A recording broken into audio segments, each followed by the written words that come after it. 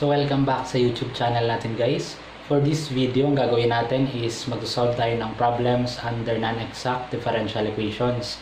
Pero bago ang lahat, ano ba yung non-exact differential equation at paano natin masasabi na ang isang DE is non-exact? Alam natin na sa test of exactness natin, yung partial derivative of m, so let's say partial derivative of m with respect to y, dapat equal siya sa partial derivative of n with respect to x. So, kapag yung values nitong partial derivatives natin ng m at saka ng n is hindi equal, therefore siya ay non-exact. So, malalaman natin kung siya ay exact or non-exact gamit yung test of exactness natin. Ngayon, kapag yung ating DE is nalaman natin na hindi exact or a non-exact DE, paano natin siya isosolve? So, ang gagawin natin, mag-introduce tayo ngayon ng integrating factors. Na yung formula natin for the integrating factors, let's say, IF na lang, is equal to E raised to integral ng f of x dx or equal din sa E raised to integral ng g of y dy. So, dalawa yung pwede nating gamitin na formula ng integrating factor kasi depende sa differential equation na given kung in terms of f of x or g of y yung kailangan niya para maging exact siya. So, para makuha natin yung value ng f of x, ang f of x natin, so let's say this is f of x, equal siya sa partial derivative of m with respect to y minus partial derivative of n with respect to x all over n para makuha natin yung value ng f of x. And then yung value naman ng g of y natin, so let's say g of y equal naman siya sa partial derivative of n with respect to x minus partial derivative ng m with respect to y all over m. So, para mas maintindihan natin kung paano tayo mamimili ng formula, f of x ba siya or g of y, mag-solve tayo ngayon ng problem. So, yung given problem natin, we have the open quantity 3x squared plus y squared closed quantity dx minus 2xy dy is equal to 0. So, ang una natin gawin, kunin natin yung m at saka yung n. Alam natin na ang m is yung katabi ng dx kasi yung formula natin m dx plus n dy is equal to 0. Therefore, yung m natin for this equation, so m is equal to dito 3x squared plus y squared. And yung n natin is yung katabi ng dy, which is dito negative 2xy. Kasama yung negative kasi dapat sa formula natin positive yan, diba? So, naging negative siya, therefore, isama natin siya sa value ng n. So, ang gagawin natin ngayon, kukunin natin yung partial derivative ng m with respect to y. Check muna natin kung exact ba siya talaga or non-exact talaga siya. So, partial derivative of m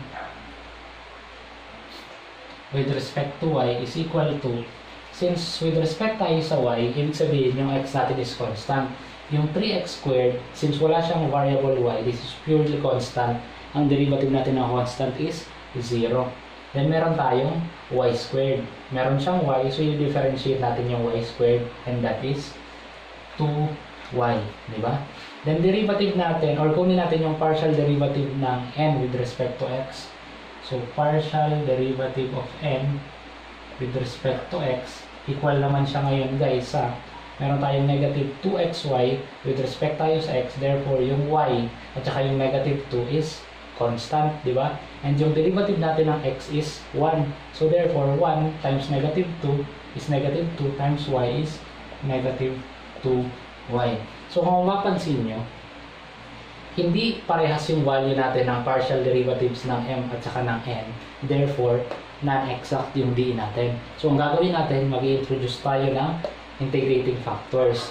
Now, kung paano pipiliin, mas madali siyang ma-visualize na nakikita natin yung m at saka yung n natin. Pag pipili kayo guys ng integrating factor, check nyo lang yung value ng m at saka ng n ninyo. ang kukunin nyo guys, most of the time, hindi ko sinasabing always, most of the time lang, is yung value or yung variables natin na walang plus or minus sign. Ibig sabihin yung single term. Ang single term natin dito is yung negative 2xy. Kasi yung m natin is 2 terms, which is sineseparate siya ng plus sign. Bakit? Mas madali kasing mag-manipulate or mag-cancel in terms of x or in terms of y kapag yung denominator natin is hindi na natin kailangang mag-factor out or diretsong maka-cancel na siya. So, kunin natin palagi yung mas simple, yung isang term lang. Diba? Walang plus and minus sign. So, kung ang denominator natin is n, tingnan natin dito sa dalawang to, alin yung may denominator na n. Nakita natin na yung f of x. Therefore, ano gamitin natin is yung f of x. So, sulat natin f of x equals sa partial derivative of m with respect to y minus partial derivative of n with respect to x all over, kung n to, this is also n, diba? Para madali matandaan. Equal ngayon yung value niya sa, sinolve natin ang partial derivative of m with respect sa y is 2y, diba? Then ito ay minus, so lagi tayo dito ng minus. Partial derivative of m with respect sa x, na alam natin na ito yon, ang value niya is negative 2y.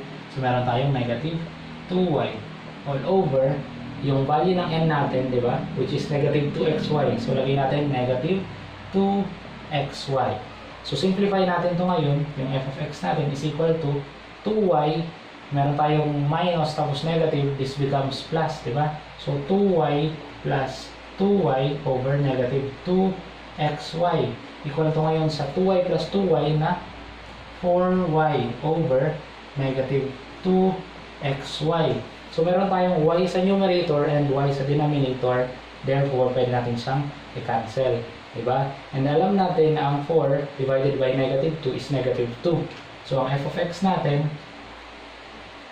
equal siya sa negative 2 over, meron tayong variable x sa denominator. So, kung mapapansin nyo guys, since f of x to, dapat in terms of x yung makuha natin, which is negative 2 over x na variable x din siya. So therefore, tama. Yun yung kagandahan ng pagpipili tayo ng kung anong function yung gagamitin natin, either in terms ba ng x or in terms ng y.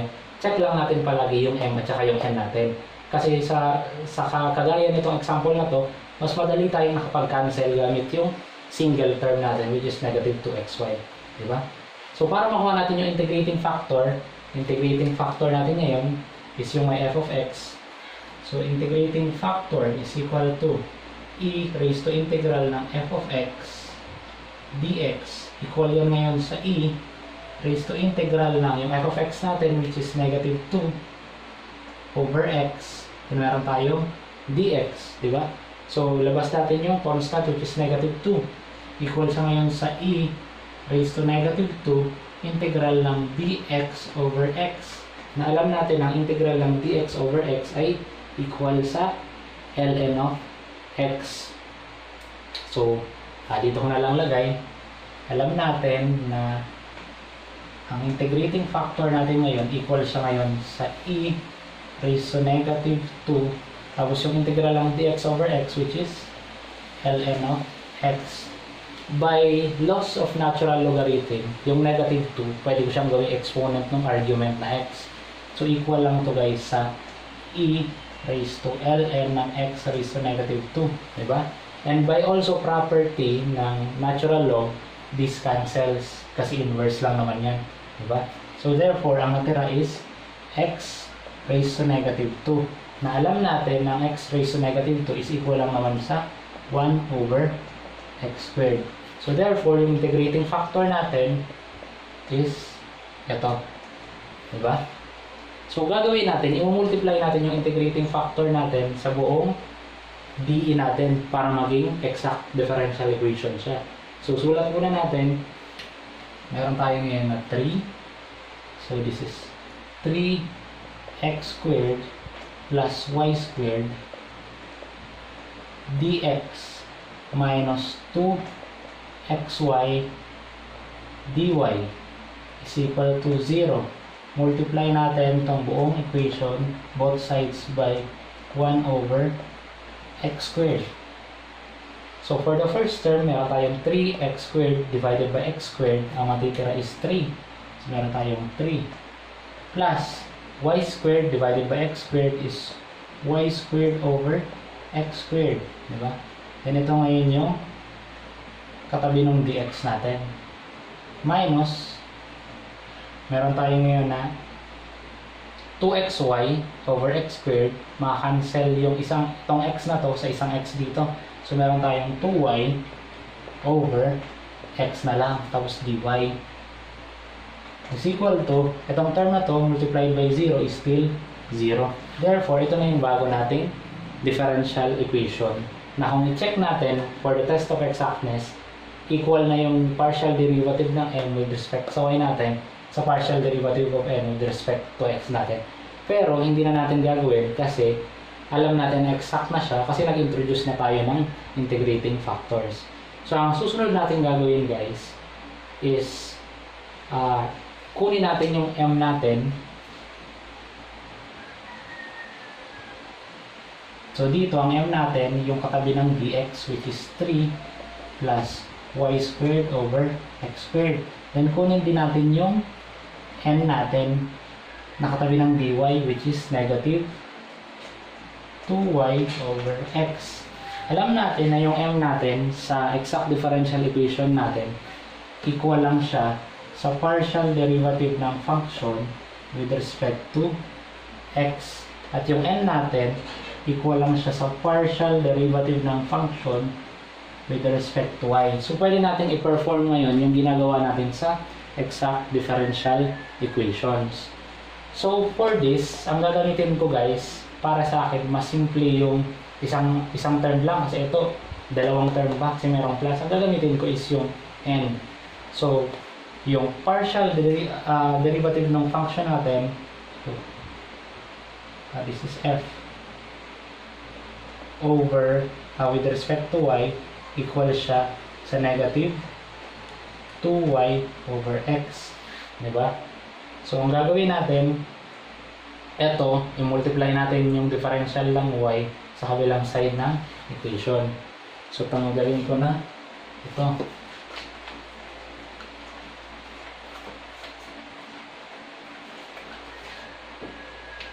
So, this becomes, meron tayong partial derivative of f. Equal siya ngayon sa negative 2y over x times partial differential ng y, di ba? Para makuha natin yung value ng function, integrate natin both sides. So this cancels, nakuha natin yung value ng f is equal to, since with respect tayo guys sa y, yung negative 2 over x is constant, di ba? So ang gagawin natin, ilabas na natin siya. So meron tayong negative 2 over x, tapos meron tayong integral ng y, partial differential ng y. So maglalagay na tayo ngayon dito ng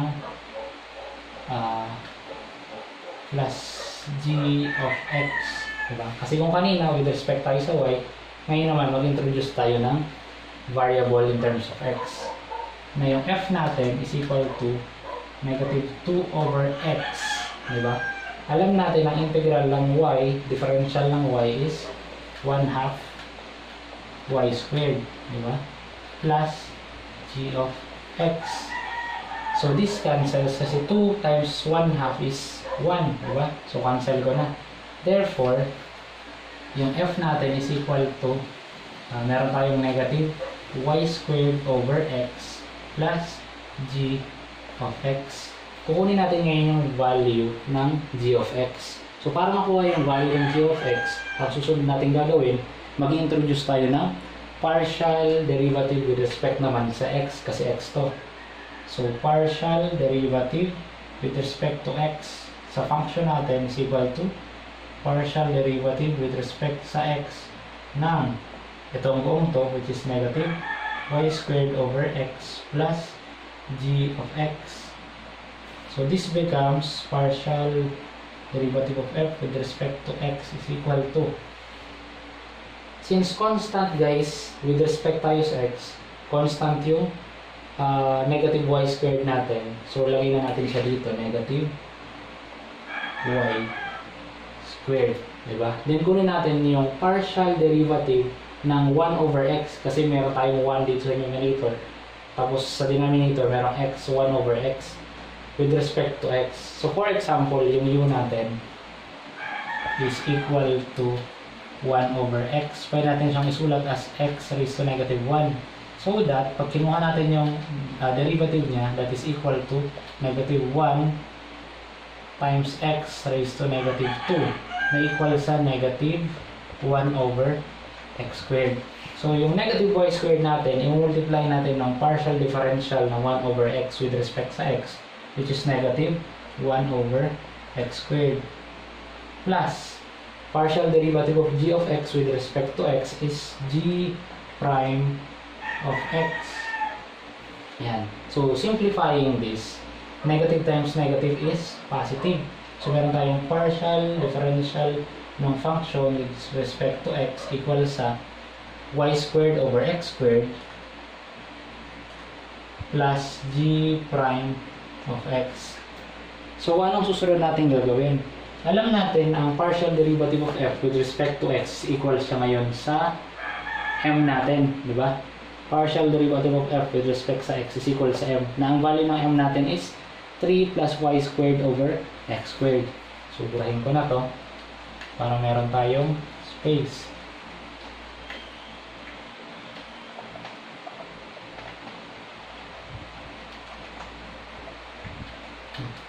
This is n. So, ang gagawin natin, yung partial derivative of f with respect to x natin, papalitan natin ng value ng m, which is 3 plus y squared over x squared. So, gawin natin 3 plus y squared over x squared equal siya ngayon sa value natin na to, which is y squared over x squared plus g prime of x. So, y squared over x squared plus g prime of x. Kung papansin nyo, meron tayong parehong term magkabilang sign ng equation, which is y squared over x squared na pareho ng sign. This is positive and this is also positive. Therefore, i-transpose mo kahit alin dyan, that cancels kasi magiging 0. So, makuha natin yung value ng g prime of x natin, which is 3. Kailangan natin dito sa value ng f natin is g of x lang. So, para matanggal natin yung prime, integrate natin both sides. Since ito ay in terms of x, mag-introduce tayo ng differential ng x dito. So, this becomes g of x equal siya ngayon sa integral ng 3 dx or 3 integral ng dx, which is equal to x. So, pwede natin ngayon i-substitute. Burahin ko na to since nakita naman na natin yung value ko ng g of x dito kay f natin. So, alam natin na si f equal siya sa negative y squared over x. So, negative y squared over x plus g of x plus, alam natin ang value ng g of x natin is 3x. So, lagay ko na lang dito is 3x. Now, si f natin, pwede na natin siyang palitan ngayon ng c. Diba? So, this becomes negative y squared over x plus 3x is equal to, palitan na natin ito ng value ng c. Kung ayaw natin ng mayroong fraction, tanggalin natin yung denominator, i-multiply natin yung whole equation by x, di ba? This becomes, maka-cancel itong denominator na to dito. So, meron tayong negative y squared plus, meron tayong 3x times x, meron tayong 3x squared is equal to c times x, which is equal to cx. Para magandang tingnan, unahin natin si x since positive siya, pagpalitin natin sila ng pwesto ni y. So, this becomes 3x squared minus y squared is equal to cx. Therefore, ito na yung final answer natin, which is the general solution for 3x squared plus y squared dx minus 2xy dy is equal to 0. So, ganun guys, kapag nag-solve tayo na non-exact differential equations, kailangan gumawa tayo ng way para i-transform siya into an exact differential equation, tapos gawin natin yung process na ginagawa natin sa exact DE. So yun lang muna. For the next video, try natin magsagot ng isa pang example. Thank you guys and stay safe.